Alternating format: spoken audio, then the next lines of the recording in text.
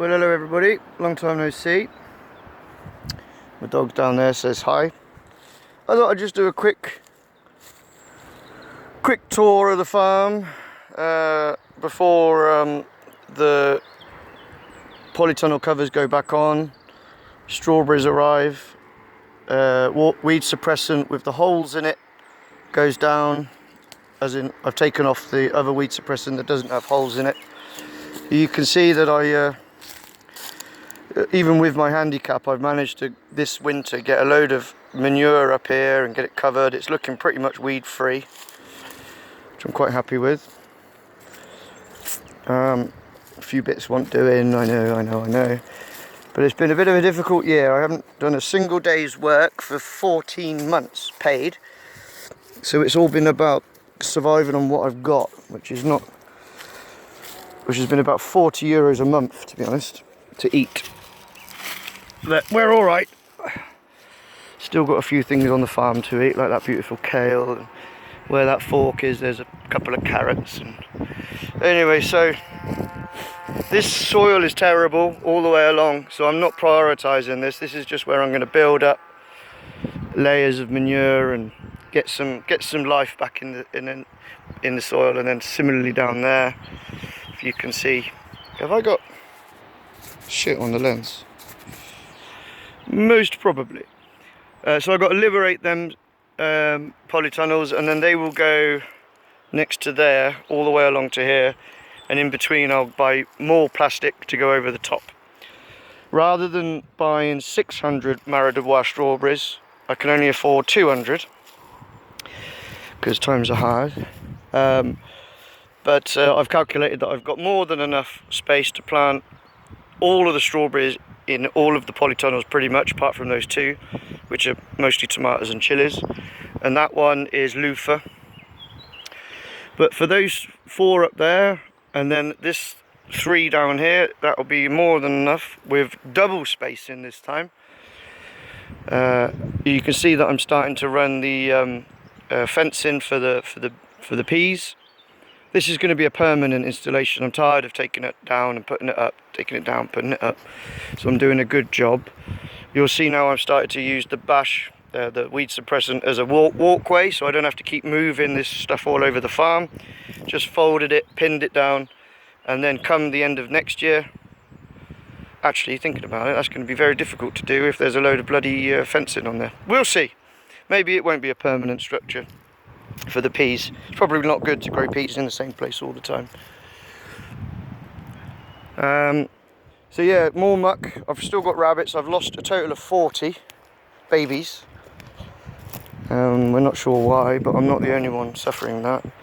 I've planted some apricots and a cherry along here. This is all looking good. I know it looks a mess. Truly, it looks a mess. I'm aware, but compared to how it was and what I've had to achieve with well, basically I was in bed for 5 months or so, then I was in a wheelchair, then I was on 2 crutches, then I was on 1 crutch, then no crutches, hobbling about, taking it easy. Now I'm kind of walking all right, I guess. It still hurts. I can only do a few hours a day. Here's an interesting thing. Parsnips. I sowed a packet of parsnips in here, and then I don't know what happened, but I just covered them with this bash here, weed suppressant, and the roots got really big and really long. I guess it's through not having any sun or competition, but that was quite interesting. So I've been sowing the banks with wheat, so I can start making some hay for the rabbits for winter. And it also prevents erosion and smothers out all the other weeds. Some celery there from last year. This polytunnel came down with all of my straw in it, so I've had to sort of jig that about a bit. I'll show you in the other polytunnel. So I'm using water with algae in it. The algae is rich in nitrogen, so I just water that straight on and it's brilliant. So making some hay, testing how long it takes to dry. Got my spinach, got my peas, I've got my Indian mustard there started, and at the house I've got loads of lettuce already going, tomatoes, everything. So that's all wanting tidying up. I liberated this bit of fencing that was covered in brambles, so I thought I'd let the brambles dry and then I'll just burn it because I've got a load to burn. I'll just have a quick look in here for him. The adult rabbits are doing fine. So you can see, yeah, I've had to sort of move the straw about, dry it out. And that's the loofah polytunnel down there. Loofahs are so soon, cabbages are so tomorrow probably. And when I say so, the cabbages, I mean we're talking tens of thousands, I suspect. Field down the bottom, not a huge amount to see really. I took the cover off one terrace. It's got my chard in there, garlic, white onions, and broad beans. First sowing of broad beans, 1 kilo of broad beans, as in the seed. And then to the right, there's no point in going down there. In about 4 weeks time I'll sow broads again, maybe a bit sooner. Wild garlic, struggled last year because I wasn't here, didn't water them because I was in bed and had other priorities, but they seem to be coming back. At least the seedlings have definitely come back, and the original plants, so that's good. I've got wild garlic. And then down here, yeah, another mess, but managed to get the weed suppressant on.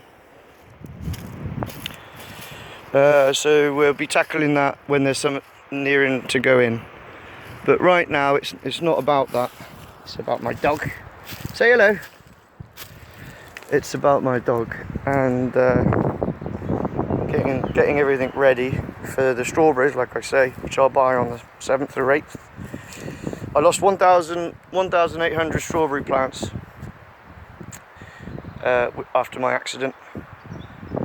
So it's just a case of starting everything again, but thankfully I've got most things in place. You know, I've got the irrigation system, or a clever little, well, I'll make that another video maybe, but I've organised now a couple of timers and 2 zone timers, so I'll be able to water at night, and I've got 2,000 litres of water at the top. So I've calculated, using ChatGPT, the most efficient way to fill up the tanks and distribute the water as most efficiently as possible. So for example, I'll be watering from 9 o'clock at night through the summer, and then from 5 o'clock, after the tanks are refilled, I'll be using drip irrigation for the strawberries, with a view to not letting the water sit on the strawberries for too long. So when the sun comes up at about 7, it's already kind of warm in summer. It'll be like 22 degrees already by then, I suspect. That will dry off, so the fruits won't be sitting in rot, and same with the tomatoes. So limiting blight, limiting problems, limiting predators. All the tomatoes and everything will be in the polytunnels, which I have 1, 2, 3, 4, 5, 6, 7, 8, 9, 10, 11, and then the 2 at home. So we're on it. We're on it. I've got some really nice ideas for what to do with the loofah, as in to make shower products. I've got my home brew on the go, some English IPA.